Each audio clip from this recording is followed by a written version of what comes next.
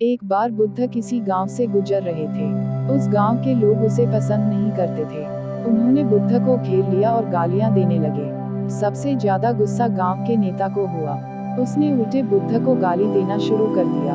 लेकिन बुद्ध इस सबसे बेपरवाह होकर मन मन मुस्कुराते रहे। सरदार बहुत देर तक बुद्ध को गालियां देता रहा, लेकिन कुछ देर बाद उसका मुंह सूखने लगा, जिससे वह चुप हो गया। यह देखकर बुद्ध ने कहा, यदि तुम्हारी बात पूरी हो जाए तो मुझे आगे बढ़ना चाहिए। मुझे आगे गांव जाना है। वहां लोग मेरा इंतजार कर रहे होंगे। यह देखकर गांव का एक आदमी बोला, हम आपका अपमान कर रहे हैं, गाली दे रहे हैं, लेकिन आप जवाब देने की बजाय मुस्कुरा रहे हैं। आप इस पर प्रतिक्रिया क्यों नहीं देते? बुद्ध ने कहा, वत्स, तुम्हें आने में थोड़ी देर हो गई। 10 साल पहले आते तो मजा आता, क्योंकि 10 साल पहले मैं भी तुम्हारे जैसा था। यदि उस समय तुम मेरे बारे में बुरा बोलते या मुझे गाली देते तो मैं भी क्रोधित हो जाता। इससे ज्यादा तो मैं तुम्हें गाली देता। संभव है कि वह शारीरिक हिंसा का भी सहारा ले, लेकिन अब मैं आगे बढ़ चुका हूँ। मैंने अपना सारा गुस्सा और नफरत पीछे छोड़ दी है। अब मैं उस जगह पहुँच गया हूँ जहाँ तक आपकी गालियाँ नहीं पहुँच पाती। तुमने मुझे गाली दी, यह तुम्हारी भावना है, लेकिन आपकी भावनाएं मुझ तक नहीं पहुंच रही हैं। मुझ पर इसका आरोप तभी लगाया जाएगा जब मैं इसमें भाग लूंगा। एक बार मैं उन्हें स्वीकार कर लूं, लेकिन मैं आपकी इस हरकत से तटस्थ हूँ, इससे कोसों दूर हूँ। यही कारण है कि मैं अभी भी पहले की तरह शांत हूँ। यह सुनकर सरदार बोला, अरे ऐसा कैसे?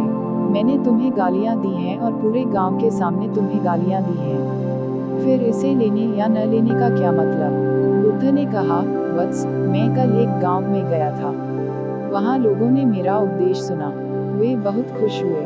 ग्राम प्रधान मेरे लिए मिठाइयाँ लेकर आए और मुझसे खाने का आग्रह करने लगे। मैंने कहा, मेरा पेट भर गया है, इसलिए मैं इसे स्वीकार नहीं कर सकता।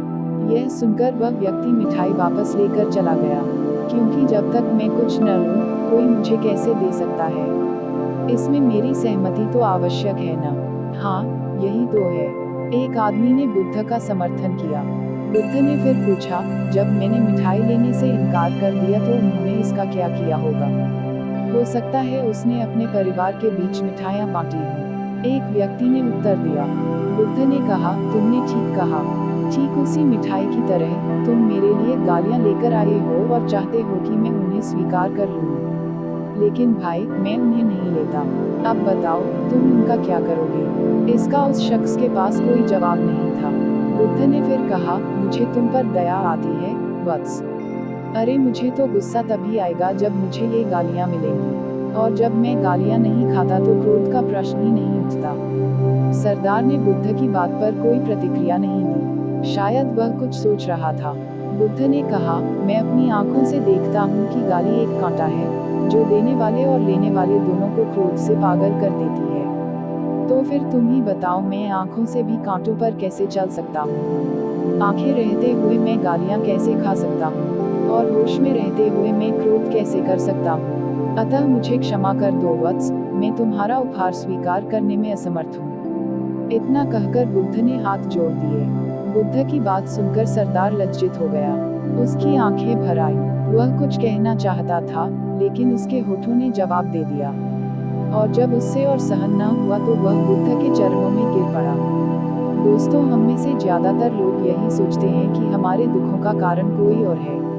और जब हम इस पर विश्वास करते हैं, तो हम आत्मनियंत्रण की कमी और खुद को नियंत्रित करने में असमर्थता को नजरअंदाज कर रहे हैं।